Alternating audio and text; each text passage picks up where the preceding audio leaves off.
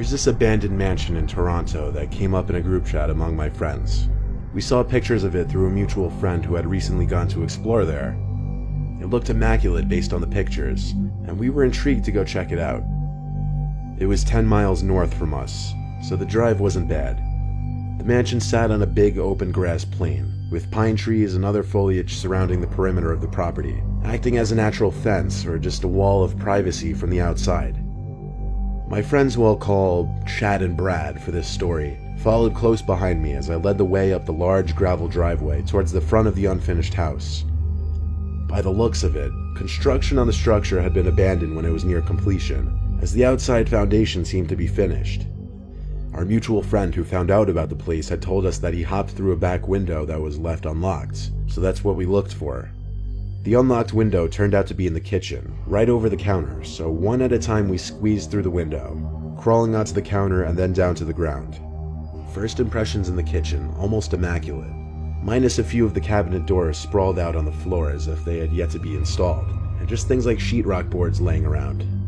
But everything seemed new, and it was a shame the construction was abandoned. The three of us kind of went our own directions in the house. I went towards the living room, which again was almost pristine. It was a huge room that transitioned into the dining room, and then from there, a wide hallway with at least 10 different doors. My friends were already checking out some of the rooms in this hallway. I peeped into each room and realized most of them were bedrooms. At the end of the hall was a 3-door garage. The last door in the hall before the garage was the basement. I called to Brad and Chad that I was checking out the basement. I got an acknowledgement from at least one of them. The basement had this bizarre spiral staircase, so when I got to the bottom, I couldn't even see the door at the top. There were no windows down there, so besides my flashlight, it was pitch black. It was a completely unfinished basement. Pieces of drywall everywhere, unfinished wood foundation where walls should be, but the basement was huge. Like there were multiple sections down there. It was big enough to fit a basketball court and more. Then I came across this back room with a few storage containers. I was here to explore after all, so I curiously started lifting the lids off the containers. The first two seemed to contain building tools and supplies like wood planks, but then I heard something from one of the other containers. It was like something caused the container to make a bump sound. Could it be an animal? Or was I just hearing things? I went to the container and noticed the lid was not sealed on this one, as it wasn't sitting perfectly snug on the top. As I bent over to try and lift the lid, it lifted without me touching it, and I heard a whispering noise. I fell backwards on my hands as this happened, and while I was on the ground, I saw a smiling woman looking at me. The only thing lifting the container up was her head. She looked at me, laughed, and said peekaboo, and she laughed some more. I ran to the top of the stairs, but the basement door was now locked. I banged on it for my friends to open it up, but they were apparently messing with me.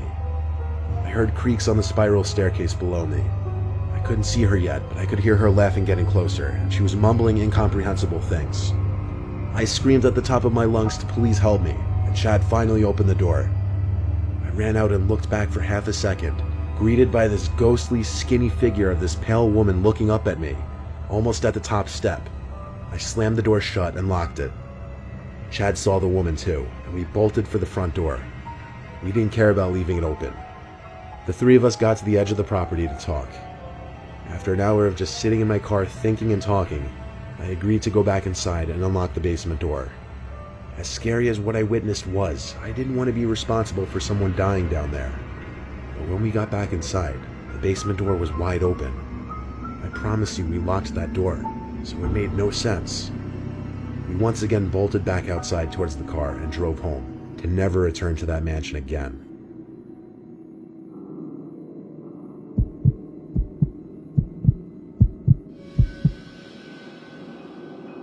When I was a very young kid, we lived in an upper middle class neighborhood. Lots of space between each house. All the houses on our street were very nice, but there was one abnormally large house. It was closer to a mansion.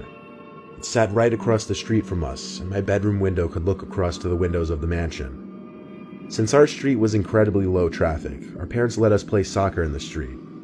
So my two friends Brian and Zeke were playing soccer one sunny day. It was usually just the three of us, so we had this kind of free-for-all version of soccer that we made up. Eventually the ball was kicked onto the property of the mansion, so I ran over to get it. When I picked up the ball, I looked at all the windows to see if the house owner was possibly witnessing me on his property. But at one of the top windows was a young boy who looked to be about our age. I hurried off the property and back to my friends. I asked them if they had ever seen the kid who lives in that mansion, and they hadn't. The second time I looked back at the window, the boy was no longer there. It wasn't for a while after that, probably a month, that I was in my room playing Nintendo, and for whatever reason I got up to get something, and I looked out my window across to the mansion, and I saw that boy at the window again. He was surely looking at me, all the way from across the street. It kind of creeped me out. I walked away from the window to ignore it. Why hadn't I ever seen that kid outside before? Come to think of it, why hadn't I ever really seen the owners of that house? I asked my parents about the boy across the street. They said they were pretty sure there was no boy in that house.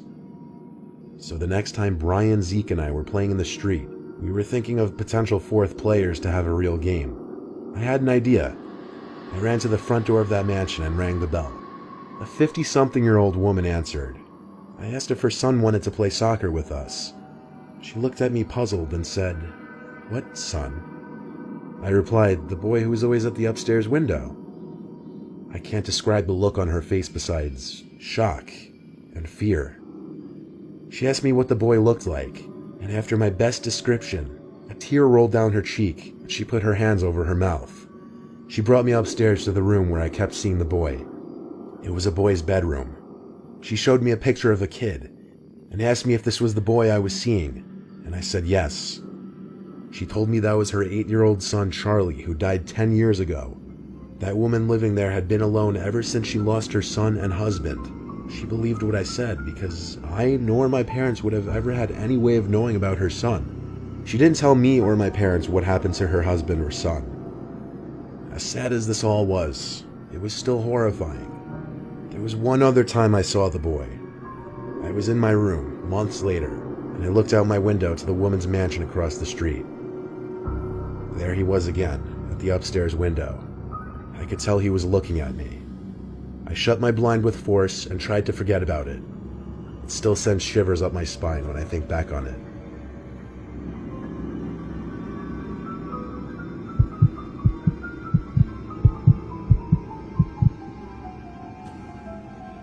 I was once hired to house sit for a friend of a family friend who was going away for a week. In this case, I should call it mansion sit because the family was absolutely loaded and the mansion sat on the rich side of town in front of a huge lake. I was 21 and it just seemed like a cool job to have for a week. The family's one rule was to throw no parties and no more than 2 guests at any time, which even that I thought was generous of them. The father's name was Benjamin, and that's the only name you'll need to know. Ben left me a list of things to keep track of every night, which included feeding the 2 cats and 2 parrots, watering the plants, among other things that really won't contribute to the story. The house was a half hour from home, so instead of just driving there and back every day, I opted to just sleep in one of the guest bedrooms, which they offered to me after all. The first day there, I got there very late, so it was a short one that got me kind of warmed up for what to expect the week ahead of me. After doing the insignificant amount of morning chores, I hopped in the pool they had in the backyard. The pool literally overlooked a gorgeous, tranquil lake, and even with the thought of getting to enjoy this unbelievable house for a week, I was still incredibly jealous. As I was in the pool, I noticed through the giant floor-to-ceiling windows to the living room somebody walking inside. I jumped out from the pool freaking out. I ran to grab the towel and dry myself for a second before storming inside yelling, "Excuse me." I didn't see anyone in the living room, so I entered the kitchen, and there was a fairly large Hispanic woman who looked to be about 35 to 40. She was just standing there as if waiting for me. I asked her who she was and why she was here while trying to keep myself composed and confident. She said in a thick accent that she was the maid who came every day to clean the floors and stuff. She introduced herself as Eliza. I instantly felt a sense of relief and introduced myself as Mike, the guy who was house-sitting for the week. She spoke in as little words as possible. I don't think her English was too good, but she basically said she was going to clean the floors in the kitchen and living room now. I said that was completely fine and let her do her thing. I asked her how she got in the house, and she said she had her own copy of the key. So that was that. I went back out to the pool for a little longer to let her do her thing. When I got out from the pool, I dried up and took a shower. After my shower, I fed the animals again. The parrots were easier than the cats, surprisingly. I didn't see the maid again, but I didn't really want to get in her way and have awkward small talk with someone who could barely speak English anyway. I had a couple friends over that night because everyone was eager to see the place, but I respected their rules of only 2 guests at a time. I gave them the best tour I could. Then we kinda just chilled in the game room they had, played some air hockey and pool table, and drank a little bit. When I told my friends about the cleaning lady scaring the hell out of me, they both found it insanely suspicious. Like, why wouldn't Ben have told me about the cleaning lady? They brought up a good point, so I shot Ben a text, asking about the cleaning lady. He didn't answer right away, and I didn't want to call. My friends wanted to sleep over, but I didn't want to push it. I had no idea if they had cameras in the house or not. So they left, and quickly after I started getting myself ready to lay down in bed. At some point I got a text back from Ben, apologizing for taking so long, and then asking what cleaning lady, with 2 question marks and an exclamation point. I typed back, Eliza, the Hispanic woman who came by and claimed she was the cleaning lady. That's when Ben called me with a concerned voice. He got more details from me after telling me there was no cleaning lady. That was the whole reason they hired me. I felt like I had been taken for a fool, but more importantly, I was terrified that I may not have been in that house alone at that very moment. Ben told me to just hide in a bedroom and that he'd call the police for me. So we hung up, and I waited in the room for the police to arrive. I had Ben on FaceTime when the police arrived, so he could also talk to them. We all looked through the house together, from top to bottom, and we didn't see anyone. I told Ben the lady said she had a spare key, but he said he was confident that that was a lie, because they never made any spare keys. He was confident she simply snuck in when I was in the pool or outside in general. After we were sure there was no one in the house, the police left, but they made sure I locked all the doors and windows before they did so. I spoke with Ben a little longer, who was very comforting, and asked I just hold down the fort and call the police if anything else should happen. We hung up, and I went to bed.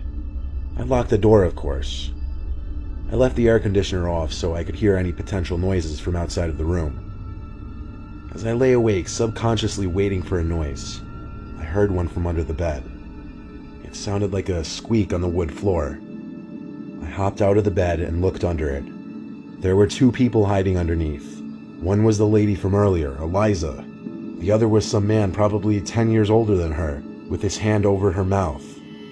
They both locked eyes with me. I screamed and I ran for the door. The moment that it took me to unlock the door and then open and shut it was more than I was comfortable with. As I did, I heard them crawling out from the bed. I ran outside to my car without my shoes and drove down the street, where I called the police, and then I called Ben again. I waited for police cars to pass, and then I followed them. Once again searched the whole house and found no one. This time I didn't stick around for the night. Ben told me to go home and stay safe. The family booked a flight back home the next day, cutting their vacation short. The intruders were never identified. All that can be speculated is they walked in through the front door while I was in the pool because I didn't lock the door, and that they somehow knew the family would be gone. No further info is known.